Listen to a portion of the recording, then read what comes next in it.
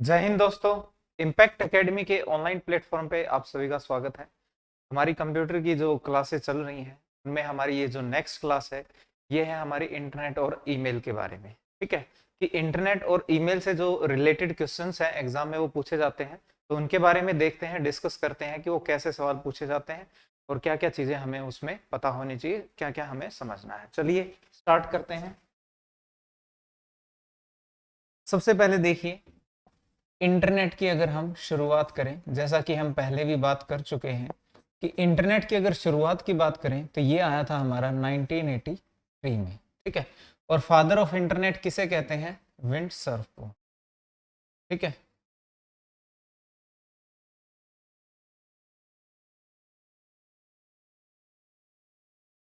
Wind Surf इनको बोलते हैं फादर ऑफ इंटरनेट।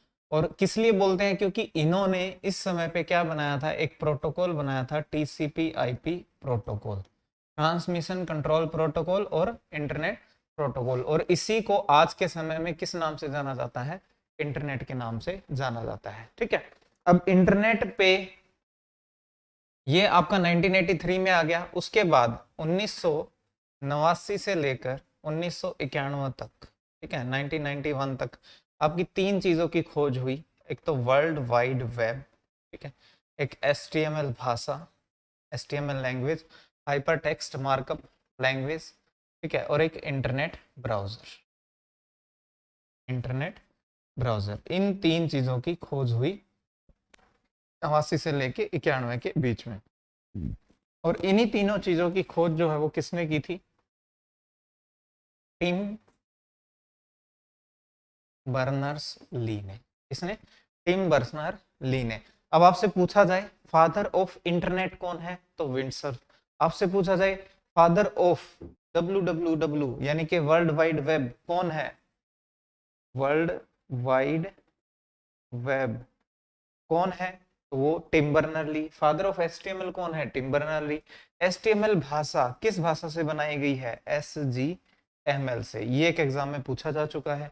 एसजीएमएल से ही क्या बनी है? एचटीएमएल। और पहला इंटरनेट ब्राउजर किसने बनाया, या फादर ऑफ इंटरनेट ब्राउजर कौन है? टिम बर्नर-ली।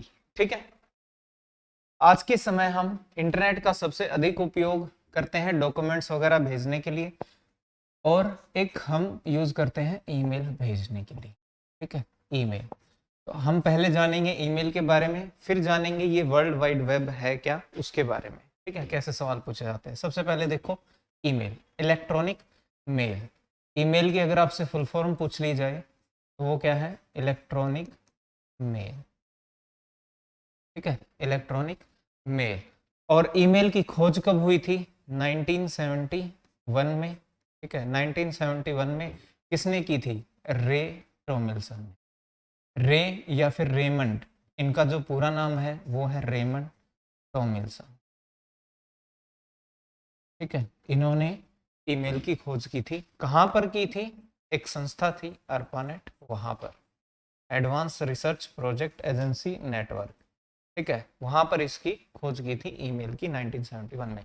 अब यहाँ पे एक चीज ध्यान दीजिएगा कि जो इंटरनेट है जिसपे हम ईमेल भेज रहे हैं, वो इंटरनेट तो आया है 1983 में जो हम यूज कर रहे हैं अभी आज के समय, लेकिन ईमेल कब आई थी? 1971 में आई थी। ठीक है, तो ये आप ध्यान रखिएगा। अब ईमेल का मतलब क्या है? जैसे पहले हम मेल कैसे भेजते थे? पहले तो क्या, अभी भी भेज रहे हैं, ऐसा नहीं है कि अभी नहीं भेज रहे। यानी मेल यानी कि पत्र, लेटर्स, वो कैसे भेजते थे? By post. ठीक है, हमारे इंडिया पोस्ट है, भारतीय डाक से हम वो पोस्टें भेजते थे। पेपर पे लिखा हुआ है कुछ, हमने वो भेजा है। ठीक है, जहां भेजा है उसका एड्रेस डाल दिया, और हमने किसने, कौन भेज रहा है उसका एड्रेस डाल दिया, और उसको हमने बाई पोस्ट भेज दिया। पहले ऐसा सिस्टम था, वो भी चल रहा है, वो बंद नहीं हुआ है। लेकिन अब जमाना जो है वो थोड़ा स्पीड पकड़ रहा है। आज के टाइम जो है ना, चीजें स्पीड से हो रही हैं सारी, तो हमें इंटरनेट की जरूरत पड़ी कि क्यों ना हम ये मेल से ही जो है कम्युनिकेशन थोड़ा जल्दी बढ़ा लें इसको। क्योंकि हमें अगर मेल का यूज करना आता है और सामने वाले को मेल का यूज करना आता है, फिर किस लिए लेटर भेजना है, उसमें समय लगता है काफी। ये थोड़ा स्पीडली हो जाता है, तो जल्दी। तो हम ये बोल सकते हैं कि मेल को इंटरनेट की सहायता से भेजना, ठीक है, या नेटवर्क की सहायता से भेजना, तो वो हो जाता है आपका ईमेल, इलेक्ट्रॉनिक मेल। ठीक है, अब जितने भी ये हैं आपके आपने जितने भी नाम सुने हो, Gmail, Yahoo mail, Gmail, Yahoo mail, Hotmail, ठीक है, ये सारे क्या है, ईमेल सर्विस प्रोवाइडर है। ये सारे के सारे क्या है, ईमेल सर्विस प्रोवाइडर हैं जो आपको ईमेल की फैसिलिटी प्रोवाइड करते हैं। ठीक है, ये सर्विस देते हैं ईमेल की। तो आप ये मत समझिएगा कि जीमेल मतलब ईमेल, नहीं। ईमेल तो क्या है, मेल भेजना, ऑनलाइन मेल भेजना है, वो तो हो गया आपका ईमेल। उसकी सर्विस देने वाले कौन कौन लोग हैं, तो जीमेल है, याहू मेल है, हॉटमेल है, रेडिफ मेल है, इंडिया मेल है, मतलब बहुत सारे मेल सर्विस प्रोवाइडर हैं। ठीक है, तो वो आप अपनी चॉइस के हिसाब से सेलेक्ट कर सकते हो, जो आपको बेहतर लगे, जो आपको अच्छा लगे, वो आप यूज कर सकते हो। तो ये हो गए मेल सर्विस प्रोवाइडर। अब ईमेल से जुड़े अगर कुछ क्वेश्चंस पूछे जाएंगे तो कुछ कॉमन चीजें हैं जिनके बारे में आपसे बात करेंगे। एक तो होता है कंपोज, कि कंपोज किस लिए यूज करते हैं। एक होता है कॉन्टेक्ट्स, एक होता है इनबॉक्स, एक होता है ड्राफ्ट, एक होता है सेंट बॉक्स, एक होता है आउटबॉक्स, एक होता है स्पैम, ठीक है, और एक है ट्रैश। आजकल इसका नाम बदल के बिन भी कर दिया है, कहीं कहीं बिन भी यूज करते हैं। ये कुछ मेन चीजें हैं जिनके बारे में आपसे पूछा जाता है। ठीक है, देखिए सबसे पहले अगर हम बात करें कंपोज की, आपसे पूछा जाए एग्जाम में भाई कंपोज किस लिए यूज करते हैं ईमेल के अंदर, तो कंपोज हम यूज करते हैं नई ईमेल बनाने के लिए। भाई जब भी आपको कोई नई ईमेल बनानी है सेंड करने के लिए, तो आपको क्या करना पड़ेगा, उसे कंपोज करना पड़ेगा। ठीक है, और जैसे ही आप कंपोज करोगे तो आपके सामने कुछ ऐसा बॉक्स खुलेगा जिसमें लिखा होगा टू, ठीक है, एक लिखा होगा सीसी, फिर लिखा होगा बीसीसी, ठीक है, यहाँ पे लिखा होगा सब्जेक्ट, अटैचमेंट। ये जितने भी मेल सर्विस प्रोवाइडर हैं ये कॉमन ऑप्शन है जो आपको सभी के साथ मिलती है। ठीक है, फिर एक आपको यहाँ पे बॉक्स मिलेगा और इस बॉक्स में हो, इस बॉक्स को बोलते हैं टेक्स्ट एरिया। ठीक है, टेक्स्ट एरिया। और फिर यहाँ पे बटन होता है सेंड का और एक होता है ड्राफ्ट का। ये ड्राफ्ट की फैसिलिटी पहले नहीं होती थी, अब आई है। ठीक है, ये भी हम डिस्कस करते हैं क्या होता है। ओके, तो देखिए शुरुआत करते हैं। भाई नई ईमेल आपको बनानी है तो हम किस कमांड का उपयोग करेंगे, कंपोज कमांड का उपयोग करेंगे। ठीक है, और जैसे हम कंपोज पे ओके करेंगे ये ऑप्शन हमारे सामने आ जाएगी। अब इनमें टू क्या है, टू के अंदर क्या होता है, हम वो मेल आईडी डालते हैं जिसके पास हमें मेल भेजनी है। जैसे मैंने लिख दिया user@gmail.com, ठीक है, user@gmail.com। अब एग्जाम में ऐसा भी पूछ लेते हैं कि इनमें से कौन सा वैलिड ईमेल एड्रेस है, इनमें से कौन सा वैलिड नहीं है। तो आप ध्यान रखना हमेशा @ का बीच में सिंबल रहेगा, इधर जो पीछे की तरफ क्या रहेगा, डोमेन नेम रहेगा आपका, ठीक है, और इधर रहेगा यूजर नेम, इसको बोलते हैं यूजर नेम। ठीक है, तो किसी भी ईमेल एड्रेस, ये इसको क्या बोलेंगे, ईमेल एड्रेस। तो किसी भी ईमेल एड्रेस के दो भाग होते हैं, एक होता है यूजर नेम, उसके बाद फिर बीच में आएगा @ उसके बाद आता है डोमेन नेम, इनसे बनके ये बनता है। ठीक है, अब आपने ये डाल दिया कि टू मतलब किसको भेजनी है। अब आप चाहते हो कि भेजना तो आप किसी को एक को चाहते हो, पर आप चाहते हो कि उसको तो वो जाए ही जाए, साथ के साथ उसकी जो कॉपी है वो किसी और के पास भी चली जाए, यानी उसकी एक कार्बन कॉपी जो है वो किसी और के पास चली जाए, तो आपकी उसकी मेल आईडी आप यहाँ पे डाल सकते हो। तो यानी सीसी क्या होता है, ये होता है कार्बन कॉपी। ठीक है, क्या होता है, कार्बन कॉपी। तो इस ये कॉपी जो है और लोगों के पास भी जाएगी। पर अब यहाँ पे ये चीज है कि मान लो आपने 5 लोगों को ये कॉपी भेजी है, ठीक है, और एक आपने किसी यूजर को भेजी है, और वही सेम कॉपी आपने 5 लोगों को और यहाँ पे भेजी है, यानी आपने यहाँ पे टैग किया, हम ऐसा भी इसको बोल सकते हैं कि भाई आपने 5 लोगों को टैग कर दिया। तो अब इससे होगा क्या कि इन पांचों लोगों को ये जरूर पता होगा कि ये कॉपी किस किस के पास गई है, ठीक है। यानी कि उसको ये भी पता है कि तेरे पास जो आई है वो ओरिजिनल मेल है या वो कॉपी है, ये भी पता होगा कि ओरिजिनल किसको भेजी गई है। और दूसरा ये भी पता होगा कि तुम्हारे अलावा यानी कि मेरे अलावा वो कॉपी और किस किस को भेजी गई है, ठीक है। अगर ये चीज हम नहीं बताना चाहते, हम कॉपी भी भेजना चाहते हैं पर बताना नहीं चाहते, तो उसको बोलते हैं ब्लाइंड कार्बन कॉपी। फिर आप एड्रेस डालिएगा यहाँ पे। उससे क्या होगा, अब कॉपी तो चली जाएंगी, कॉपी तो चली जाएंगी पर उनको आपस में पता नहीं होगा कि और ये कॉपी किस किस के पास गई है, ठीक है। सब्जेक्ट में क्या आएगा यहाँ पे, इसकी विषय वस्तु, भाई किस बारे में ये है। तो एग्जाम में ऐसे ही पूछा जाता है भी किसी भी ईमेल की विषय वस्तु के बारे में कौन सी ऑप्शन बताती है, तो सब्जेक्ट। यहाँ पे हम लिखते हैं भी इसका हमारा सब्जेक्ट क्या है। जैसे कि अगर आपको कोई लीव चाहिए या कोई अपॉइंटमेंट है या कुछ भी है तो आप यहाँ पे उस बारे में लिख सकते हो, ठीक है। फिर होता है अटैचमेंट। अटैचमेंट होता है फाइल अटैच करने के लिए, ठीक है। ये किसके लिए होता है, फाइलें अटैच करने के लिए। यानी आप कुछ फाइलें जो है वो मेल के साथ साथ भेजना चाहते हैं। देखिए पहले क्या है था कि आप सिर्फ टाइप करके मेल भेज सकते थे, लिख के भेज सकते थे, लेकिन अब आज के टाइम जो है हमारे पास बहुत फैसिलिटी आ चुकी है। अब हम डॉक्यूमेंट भी, फाइलें भी, चाहे वो फोटो हो, वीडियो हो, चाहे कोई MS वर्ड की फाइल हो, एक्सेल की फाइल हो, ये फाइलें भी हम क्या है इंटरनेट की सहायता से यानी कि मेल की सहायता से हम भेज पाते हैं आज के टाइम, ठीक है।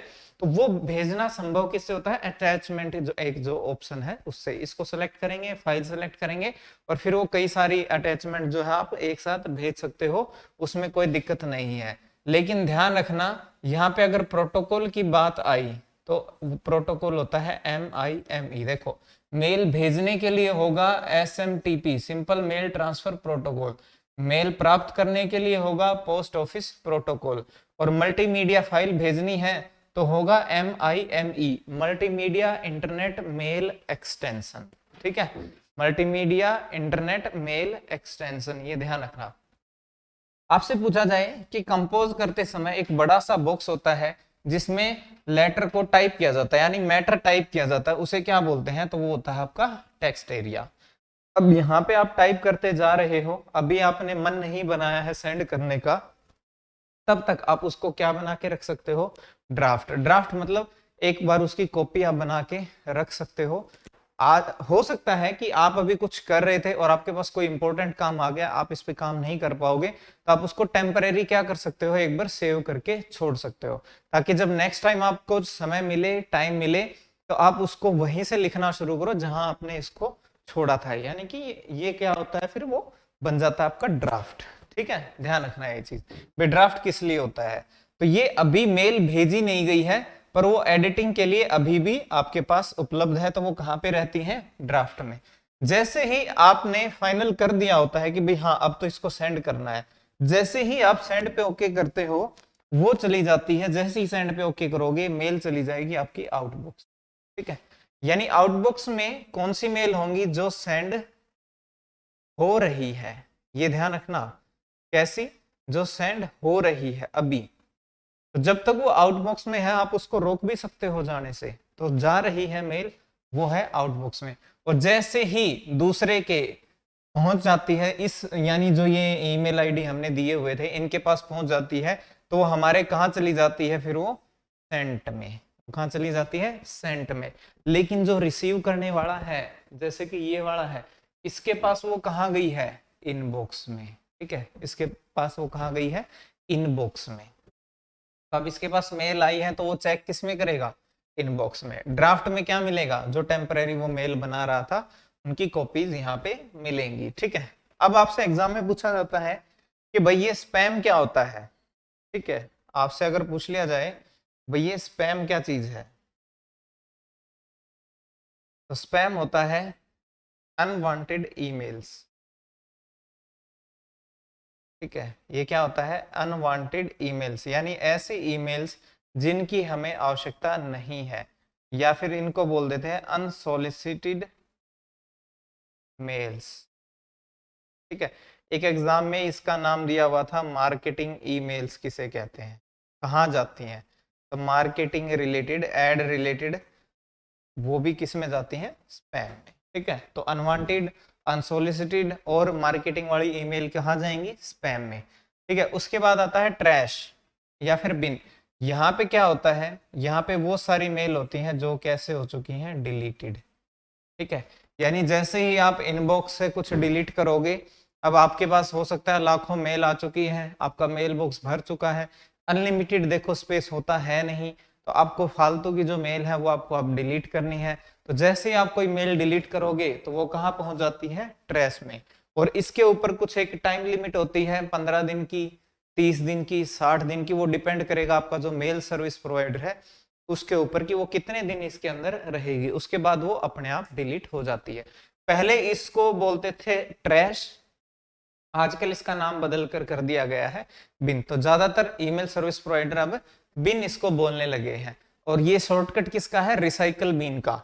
जैसे डेस्कटॉप में या कंप्यूटर में हम कोई भी फाइलें डिलीट करते हैं तो वो फाइलें कहाँ चली जाती हैं, रिसाइकल बिन में। ऐसे ही मेल डिलीट करते हैं वो कहाँ चली जाती हैं, बिन में, बिन में। ठीक है, तो ये उसी से ही शॉर्ट फॉर्म ली गई है। ठीक है, तो ये ध्यान रखना मेल के बारे में। ऐसे ही अब मेल इनबॉक्स में जा चुकी है, और मेल को अगर आप दो तरीके से देख सकते हो, एक तो सिंगल सिंगल मेल, एक आजकल आपने देखा हो हमारे मोबाइल में भी है और मेल में भी है, कन्वर्सेशन व्यू। ठीक है, कन्वर्सेशन व्यू एक ये ऑप्शन आई हुई है। ठीक है, इसमें क्या होता है कि जैसे मान लो ये आपके पास मेल है, ठीक है, ये आपने पढ़ ली जो भी मेल आई है, आप यहीं पे तुरंत इसमें क्या डाल सकते हो, रिप्लाई, या फिर इसको क्या कर सकते हो, फॉरवर्ड। ठीक है, तो जैसे ही वो रिप्लाई करोगे वो इसके नीचे ही आपको दिखाई देगा। और जब वो जिसके पास आप रिप्लाई किसको कर रहे हो, आप जिसने मेल आपके पास भेजी है, और जैसे ही वो आपको कोई रिप्लाई करेंगे तो वो आपको इसके नीचे दिखाएगा। यानी कि मैसेजेस नीचे नीचे नीचे ऐसे दिखाता रहेगा सीक्वेंस में। इसको बोलते हैं कन्वर्सेशन व्यू। आजकल ज्यादातर मेल सर्विस प्रोवाइडर यही यूज कर रहे हैं। फॉरवर्ड किस लिए यूज करते हैं, आपके पास कोई मेल आई है, आप एज इट इज किसी दूसरे को वही भेजना चाहते हो, तो आप किस पे जा सकते हो, फॉरवर्ड के ऊपर जा सकते हो। ठीक है, रिप्लाई का मतलब ये है कि जहां से मेल आई है, जिस सोर्स से मेल आपके पास आई है, उसी को वापसी में कोई जवाब देना है। और फॉरवर्ड का मतलब है कि वही जो कॉपी आपके पास आई है, आप किसी नए पर्सन के पास, नए किसी ईमेल आईडी पे आप उसको भेजना चाहते हो, वो हो गया ये। ठीक है, फॉरवर्ड। उसके बाद देखिए, फिर बात करते हैं वर्ल्ड वाइड वेब की। ठीक है, वर्ल्ड वाइड वेब,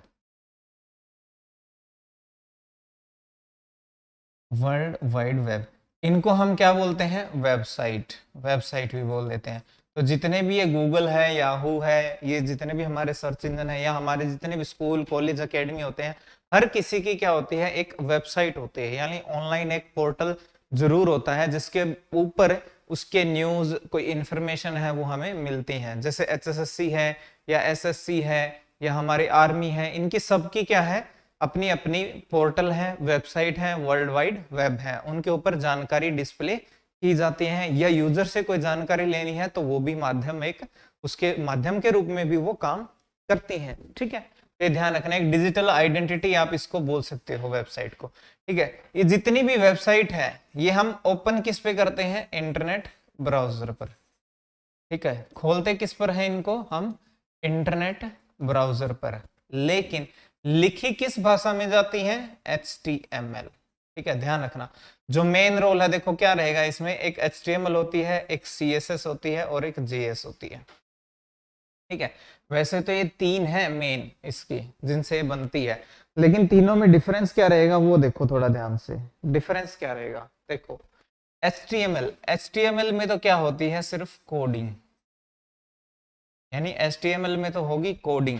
फिर CSS, इसको बोलते हैं कैस्केडिंग स्टाइल शीट्स। ठीक है, इससे क्या होगा, जो हमने ये कोडिंग करी है इसकी होगी डिजाइनिंग।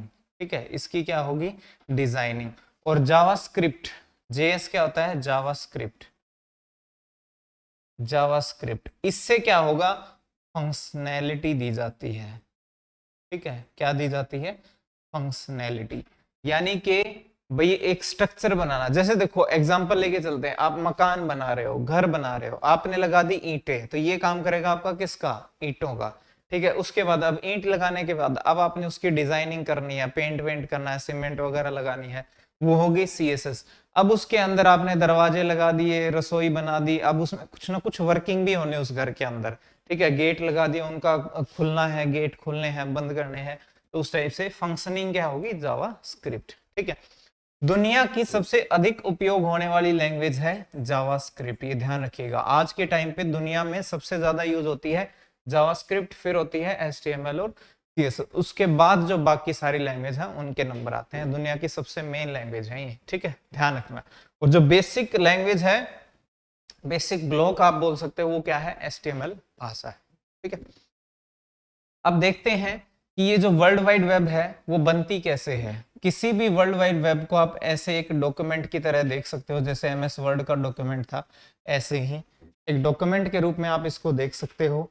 और हर एक वेबसाइट के अंदर, हर एक वेबसाइट के अंदर क्या होते हैं, बहुत सारे डॉक्यूमेंट्स होते हैं, बहुत सारे डॉक्यूमेंट्स होते हैं। जैसे मैं एक बेसिक सा एग्जांपल ले रहा हूँ, कोई भी मान लो एक बेसिक वेबसाइट का एग्जांपल ले रहा हूँ, होम है, यहाँ पे अबाउट है, ठीक है, यहाँ पे कॉन्टेक्ट है, इस टाइप से, ठीक है, यहाँ पे कोई फोटो है, मान लो यहाँ पे कोई फोटो लगी है, यहाँ पे मान लो कोई न्यूज़ जो है वो लिखी हुई है, ठीक है, न्यूज़ लिखी हुई है, और एक यहाँ पे कोई टाइम टेबल मान लो लिखा हुआ है, ठीक है, यहाँ पे एक टाइम टेबल है। ये एक बेसिक स्ट्रक्चर हम लेके चल रहे हैं समझने के लिए। देखो, अगर आप इसको समझोगे, हमें तो दिखाई देगा ये, क्योंकि इंटरनेट ब्राउजर हमें ये दिखाएगा, लेकिन इसकी कोडिंग जो है वो किस में होगी, HTML भाषा में। और HTML भाषा की जो बेसिक यूनिट क्या होती है, वो होती है HTML टैग। वो क्या होती है, HTML टैग। और शुरुआत देखो, इस डॉक्यूमेंट को हम इस नजर से देख रहे हैं, लेकिन इंटरनेट ब्राउजर को किस फॉर्मेट में चाहिए, ऐसे चाहिए, इसको कैसे चाहिए, ऐसे HTML। ये हो गया भाई, यहां से आपका HTML डॉक्यूमेंट जो है वो स्टार्ट हो गया है। उसके बाद फिर आता है हेड, ठीक है, हेड स्टार्ट, और ये हो गया हेड एंड, इस टाइप से, ठीक है। ये थोड़ा सा टेढ़ा होता है ऐसे, इसे बोलते हैं स्टार्टिंग टैग, इसे बोलते हैं क्लोजिंग टैग। तो यहाँ से HTML स्टार्ट हो गया, ये यहाँ से हेड स्टार्ट हो गया, हेड क्लोज हो गया। इसके बाद फिर यहाँ पे ये हो गया बॉडी स्टार्ट, और ये हो गया बॉडी क्लोज, और उसके बाद हो गया HTML क्लोज, ठीक है। ये एक बेसिक स्ट्रक्चर है जो इंटरनेट ब्राउजर को दिया जाता है, ठीक है, इंटरनेट ब्राउजर को दिया जाता है। अब यहां से आप समझ सकते हो, यानी एक जो प्रोग्रामर होता है, यानी जो ये वेबसाइट डेवलप करता है, बनाता है, वो तो क्या लिखता है, ये चीजें लिखता है, वो क्या लिखता है, टैग लिखता है वो HTML के। लेकिन ब्राउजर क्या डिस्प्ले करता है, ऐसे डिस्प्ले करता है, विजुअली डिस्प्ले करता है, वहां पे ये टैग नहीं दिखाए जाते हैं, यानी इसी को इसमें कन्वर्ट कर देता है, ठीक है। तो अब आपको एग्जाम पॉइंट ऑफ व्यू से क्या ध्यान रखना है, आपको एग्जाम पॉइंट ऑफ व्यू से ये कुछ इंपॉर्टेंट टैग हैं वो ध्यान रखने हैं। वैसे तो देखो बहुत सारे टैग हैं, 100 से भी ऊपर टैग हैं, पर ये कोई 8-10 टैग ऐसे होते हैं जो बहुत ज्यादा इंपॉर्टेंट होते हैं, और हर एग्जाम में ज्यादातर इनका जिक्र हो ही जाता है। तो इनके बारे में हमें समझना है। देखो, टैग की सहायता से हमने इस वेबसाइट को बनाया है, तो अब इसमें जो ये हमें डॉक्यूमेंट दिखाई दे रहा है, ये हमारा कहाँ पे है, ये जो बॉडी टैग है, ये हमारा पूरा का पूरा क्या होगा, डॉक्यूमेंट होगा, ठीक है। ये क्या होगा, हमारा पूरा का पूरा डॉक्यूमेंट होगा। तो भाई फिर अब हेड के अंदर क्या होगा, हेड के अंदर होगा डेटा अबाउट पेज, ठीक है, यानी पेज के बारे में डाटा, आप ऐसे बोल सकते हो। यानी हेड में क्या होगा, पेज का डेटा, ठीक है, ये ध्यान रखना। यानी ये जो डाटा होगा, हेड के अंदर जो डाटा होगा, वो डायरेक्ट आपको नहीं दिखाई देगा, ठीक है, वो डायरेक्ट आपको नहीं दिखाई देगा, वो कैसे दिखाई देगा, इनडायरेक्ट, इनडायरेक्ट यूज होगा वो पेज के लिए, यानी पेज के बारे में होगा वो। लेकिन हमें जो दिखाई देगा वो कहाँ पे होगा, बॉडी टैग के अंदर होगा। अब कुछ टैग है जैसे कि हम देख लेते हैं यहाँ पे। अब यहाँ पे देखो, एक ये ऐसे लाइन लगी हुई है, यानी हमने क्या किया, एक पेज लिया था ऐसे, तो ये हमारा HTML स्टार्ट था और ये HTML एंड था, और उसका ये बॉडी स्टार्ट है और बॉडी एंड है। अब हमने इसको कुछ भागों में बांटा, जैसे ये एक ऐसे लाइन खींच दी, ये एक लाइन खींच दी, यानी हमने एक मान लो ये लाइन खींच दी, ठीक है। तो इसको हम बनाते हैं किस एलिमेंट से, यानी किस टैग से, डिव टैग से। किस टैग से, डिव टैग से। ये डिव स्टार्ट हो गया, ये डिव क्लोज हो गया। इसको बोलते हैं डिवीजन। सबसे इंपॉर्टेंट टैग है HTML का डिवीजन टैग। ठीक है, ये हो गया। यहां से हमने एक डिवीजन बना लिया, ये एक डिवीजन बना लिया, ये एक डिवीजन बना लिया, ये एक डिवीजन बना लिया, यानी डिव बना लिया। ठीक है, अब इन डिव के अंदर हमने क्या किया, यहाँ पे देखो, यहाँ पे हमने एक लिस्ट बनाई है। ठीक है, जिसमें 3 नाम लिखे हुए हैं। ठीक है, यानी कि ये 3 नाम नहीं, ये 3 लिंक है। ठीक है, इनको बोलते हैं लिस्ट। और ये लिस्ट 2 टाइप की होती है। आपकी लिस्ट 2 टाइप से लिखी जाती है। एक होती है UL अनऑर्डर्ड लिस्ट, और एक होती है OL ऑर्डर्ड लिस्ट। ठीक है, तो यहाँ पे कोई नंबरिंग नहीं है, तो उस समय पे ये कैसी है, अनऑर्डर्ड लिस्ट। अगर यहाँ पे नंबरिंग होती 1 2 3 4 तो ये हो जाती ऑर्डर्ड लिस्ट। ये ध्यान रखना। दूसरा, किसी भी वेबसाइट का जो पहला पेज है उसे क्या बोलते हैं, होम पेज। क्या बोलते हैं, होम पेज, पहला पेज।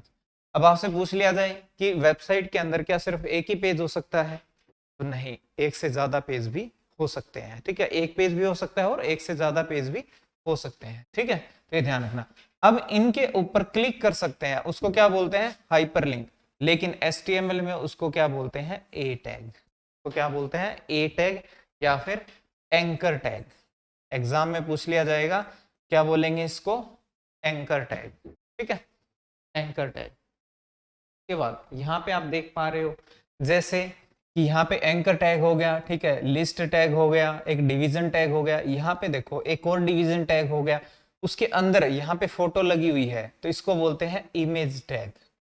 यानी हम इमेज टैग की सहायता से क्या लगाते हैं, फोटो लगाते हैं। ठीक है, इमेज टैग की सहायता से हम क्या करते हैं, फोटो लगाते हैं। उसके बाद देखो यहाँ पे ये एक हेडिंग है, तो इसमें क्या होगा, यहाँ पे क्या है, ये एक हेडिंग है। तो एग्जाम में पूछा जाता है कि HTML भाषा में कितने हेडिंग टैग होते हैं।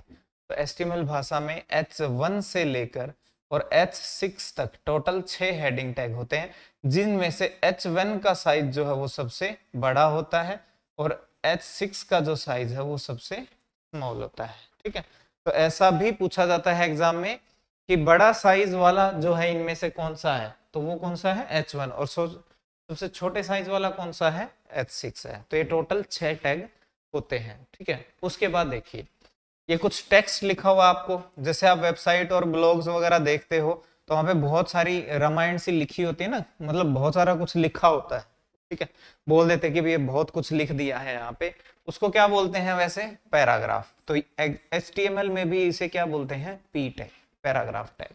यानी बहुत सारा टेक्स्ट लिखना है तो उसे क्या बोलेंगे, P टैग। नई लाइन में जाना है तो उसे बोलेंगे BR टैग, यानी लाइन ब्रेक टैग। ठीक है, ब्रेक लाइन टैग। जैसे आप टाइप करते करते यहाँ तक चले गए, अब आप उसको अगली लाइन में दिखाना चाहते हो टेक्स्ट को, तो वो यहाँ पे आप कर सकते हो इस टाइप से BR टैग लगाकर। ठीक है, वो नेक्स्ट लाइन में चला जाएगा। वही बोल्ड करना है तो B टैग है, इटैलिक करना है तो I टैग है, अंडरलाइन करना है तो U टैग है। ठीक है, इसी टाइप से अब यहाँ पे देखो, यहाँ पे क्या है, एक हेडिंग है, वो तो हमने हेडिंग टैग से बना ली। यहाँ पे एक टेबल दी हुई है, तो इसके लिए भी एक टैग होता है स्पेशल, टेबल टैग। ठीक है, इसके लिए भी क्या होता है, एक टेबल टैग होता है। और टेबल टैग में आपको ध्यान रखना है, जैसे कि मान लो ये एक टेबल टैग है।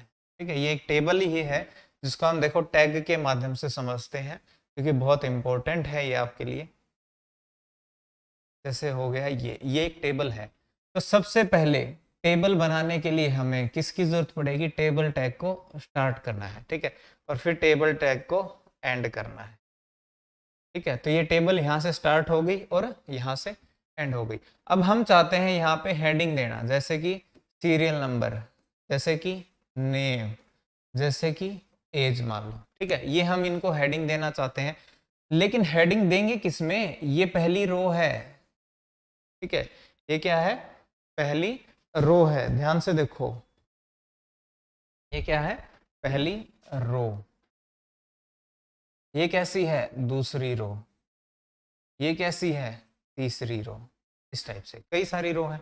तो जो अब हमें अगर इनको रो को, अब देखो टेबल लिख दिया यानी कि टेबल स्टार्ट हो गई, पर पहली रो हमें चाहिए, तो फिर हमें लिखना पड़ेगा TR। ठीक है, अब ये रो भी हमारी स्टार्ट होगी, तो हमें यहाँ पे क्या चाहिए, ये एक बॉक्स चाहिए, इसको बोलते हैं TH, टेबल हेडिंग। ठीक है, टेबल हेडिंग।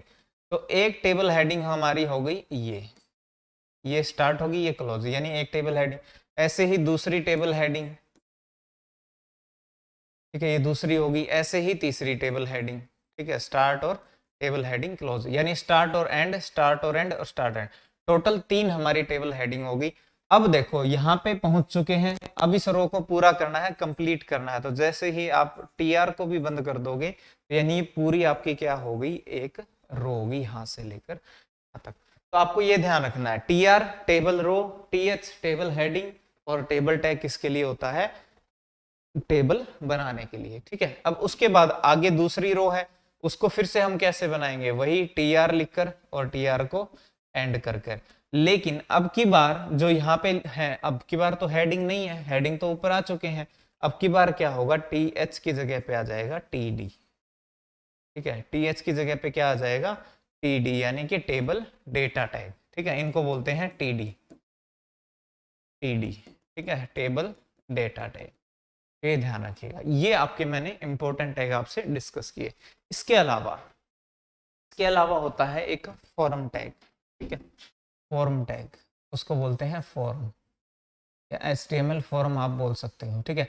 इसका काम क्या होता है, यूजर से डाटा इनपुट लेना, ठीक है, यूजर से डाटा इनपुट लेना, ठीक है, यूजर से डाटा इनपुट लेना इसका काम है। तो आपने देखा हो ना, कई बार किसी वेबसाइट पे आपने देखा हो, या आप ऑनलाइन अप्लाई करते हो, तो कॉन्टेक्ट अस का भी जैसे पेज होता है, ठीक है, या बहुत सी जगह पे आप ये चीजें देखते होगे, या आप साइन अप का कोई पेज देखते हो, लॉगिन का कोई पेज देखते हो, तो वहां पे देखो कुछ ऐसा बना होता है कि एंटर यूर नेम, ऐसा लिखा होगा, एंटर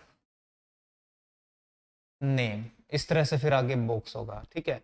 फिर यहाँ पे दे दिया होगा ऐसे your gender, select your gender, और इस तरह से 2 बॉक्स सर्कल दे दिए होंगे, मेल और दूसरा है फीमेल, ठीक है। यहाँ पे दे दिया होगा सेलेक्ट योर सिटी, और फिर यहाँ पे एक बॉक्स दे दिया होगा, ठीक है। इस पे जैसे ही आप क्लिक करोगे यहाँ पे, तो लिस्ट आ जाएगी शहरों की, ठीक है, उस पे आप ओके कर देते हो। फिर एक दे दिया होता है यहाँ पे एंटर योर ईमेल, अपनी ईमेल भरो, इस टाइप से, इस तरह से एक बॉक्स दे दिया। एक आपके लिए कई बार दिया होता है एड्रेस के लिए कि भाई आप अपना एड्रेस भरो, लेकिन वो बॉक्स का जो साइज है वो थोड़ा सा बड़ा होता है, इतना छोटा नहीं होता, इस टाइप से। और फिर एक बटन होता है इस टाइप से नीचे, सबमिट, ठीक है, सबमिट।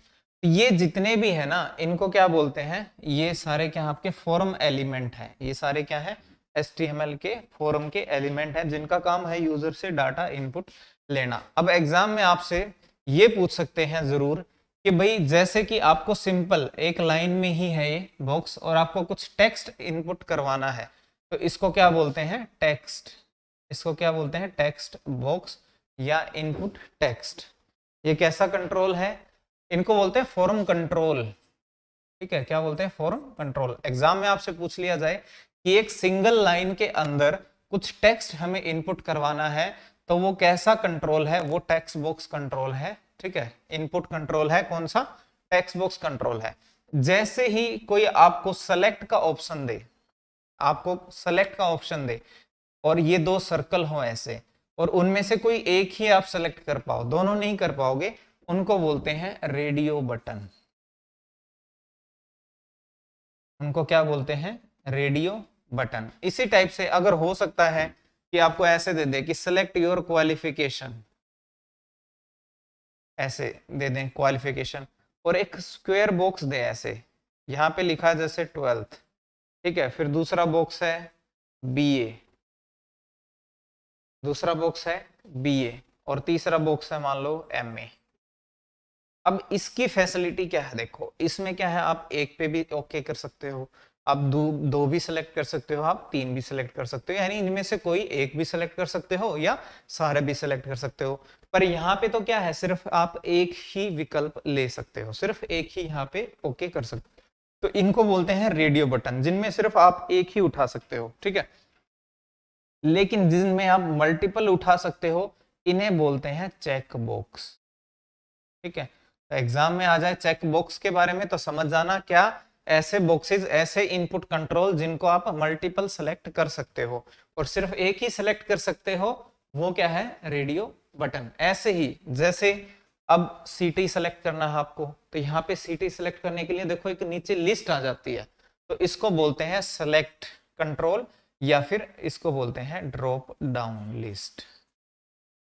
ठीक है, इसको क्या बोलेंगे, ड्रॉप डाउन लिस्ट। ठीक है, अब एक तो होती है ये, इसमें क्या होगा कि आप एक ही सिटी सेलेक्ट कर पाओगे, लेकिन ऐसी ही एक ड्रॉप डाउन हो जिसमें आप मल्टीपल सेलेक्ट कर पाओ कंट्रोल पे ओके करके, उसको बोलते हैं कॉम्बो बॉक्स, उसको बोलते हैं कॉम्बो बॉक्स। तो ये एग्जाम में आ चुका है, ध्यान रखना। ठीक है, ईमेल एंटर करवानी है तो ईमेल के लिए भी एक स्पेशल होता है ईमेल टाइप का। ठीक है, ईमेल टाइप का कंट्रोल होता है स्पेशल, ये चेक करेगा कि आपने ईमेल जो डाली है वो प्रॉपर है कि नहीं। ठीक है, उसमें यूजर नेम है कि नहीं, उसमें डोमेन नेम है कि नहीं, प्रॉपर चेक करेगा। और एक बड़ा सा बॉक्स होगा, ठीक है, इसे मल्टी लाइन बॉक्स भी बोल देते हैं, यानी मल्टी लाइन बॉक्स। ठीक है, मल्टी लाइन टेक्स्ट बॉक्स, इसका एग्जैक्ट जो नाम है वो होता है टेक्स्ट एरिया। तो आपसे एग्जाम में पूछ लिया जाए टेक्स्ट एरिया और टेक्स्ट बॉक्स के बारे में, तो अंतर ध्यान रखना क्या, कि टेक्स्ट बॉक्स होगा सिंगल लाइन में, ठीक है, और टेक्स्ट एरिया क्या होता है, मल्टी लाइन में, एक से ज्यादा लाइन में होता है। ठीक है, उसके बाद फिर क्या है, बटन, सबमिट बटन। और ये बटन किसके लिए है, क्लिक होगा, बटन के ऊपर हम क्या करेंगे, ओके यानी कि क्लिक करेंगे, और जैसे ही हम क्लिक करेंगे तो जो भी हमने ये डिटेल भरी है ये किसके पास चली जाएगी, उस वेबसाइट का जो हमारा सर्वर है, जिस सर्वर पे वो वेबसाइट है, ये डाटा सारा वहां पे चला जाएगा। ठीक है, वहां पे चला जाएगा। तो जब ये डाटा ट्रांसफर होगा यानी उस सर्वर पे जाएगा, तो उसके दो मेथड होते हैं, एक होता है गेट और एक होता है पोस्ट।